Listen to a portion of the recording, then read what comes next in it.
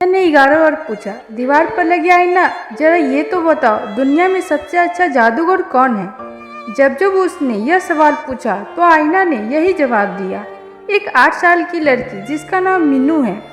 यह जवाब सुनकर वो बिल्कुल हैरान नहीं था। अजय ने एक दिन अचानक ही सड़क के किनारे मीनू को मुश्किल भरा जादूगर दिखाते हुए देखा था। वो अपने 21 साल की उम्र में ऐसी तरकीब में महारत हासिल नहीं कर पाया था जो उससे छोटी सी लड़की आसानी से कर सकती थी। अजय हर दिन बाजार के चौराहे पर जाता, वो वहाँ एक पेड़ के पीछे छिप जाता और चुपचाप उस लड़की को एक के बाद एक अनूठे जादू दिखाते हुए देखता था। हर बार जादू दिखाने के अंत में भरपूर मनोरंजन देखने के बाद दर्शक उस छोटी जादूगरनी को उदारता के साथ पैसे देते थे। अजय ने एक हफ्ते तक मीनू को जादू दिखाते हुए ध्यान से देखा। वह जो जादू दिखाती थी अब वो अजय ने भी सीख लिए थे।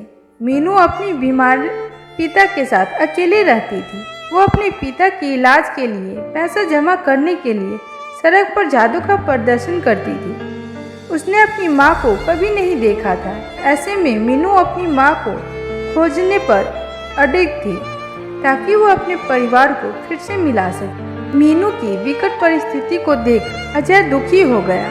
एक दिन वह एक प्रस्ताव लेकर मीनू के पास गया।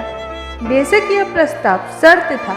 अजय ने मीनू से वादा किया कि वह उसे दुनिया की सबसे छोटी व सबसे अच्छी जादूगर बनने में मदद करेगा। इसके लिए उसे अजय के जादू के महल में आना होगा और जादू दिखाते हुए उसके साथ सब जगह की यात्रा करनी होगी। अजय ने उसे बताया कि अगर उसने ऐसा किया तो वह अपने पिता के इलाज के लिए पर्याप्त धन भी जुटा सकेगी। कुछ पल के लिए मीनू की आंखें चमकी, लेकिन जल्दी ही उन आंखों में उदासी छा गई।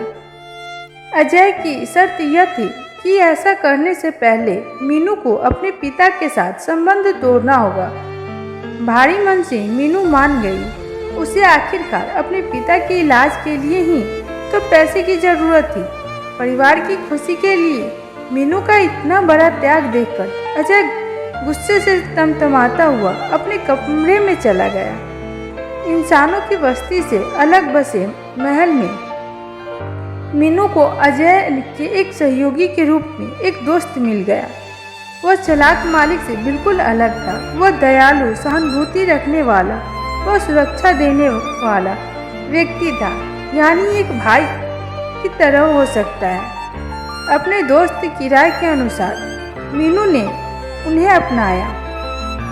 अजय अपनी प्रतिष्ठा बढ़ाने व पैसे और फेम बढ़ाने के लिए उसे एक मोहरे के रूप में इस्तेमाल कर रहा था।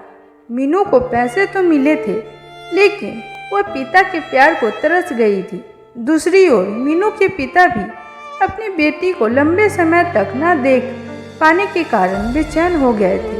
एक सुबह वह जादू की उस महल की तलाश में निकल पड़े जहां उन्होंने सुन रखा था कि उनकी बेटी काम कर रही है। वह उस महल की ओर पैदल ही निकल पड़े। जैसे ही महल के दरवाजे की घंटी बजाए वह थकान से लगभग वहीं गिर गए। राजेश के सहयोगी ने दरवाजा खोला। उसे देखकर वह ऐसे चिल्लाया जैसे उसने कोई भूत देख लिया हो।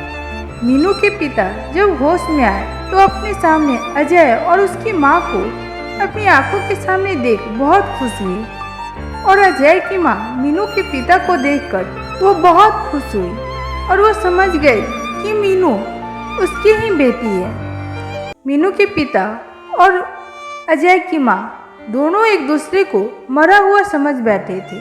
अपने पिता की आवाज़ सुनकर मीनू दौड़ती हुई नीचे आई।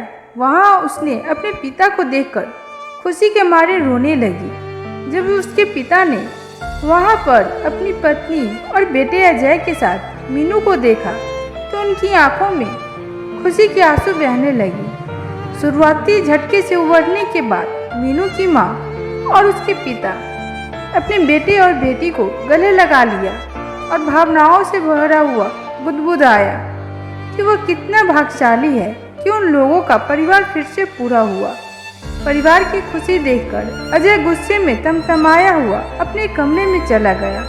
वह दरवाजा बंद कर गुस्से में आकर उसने फिर से आईने से पूछा, दीवार पर लगा आईना, जरा ये तो बता, दुनिया में सबसे अच्छा जादूगर कौन है?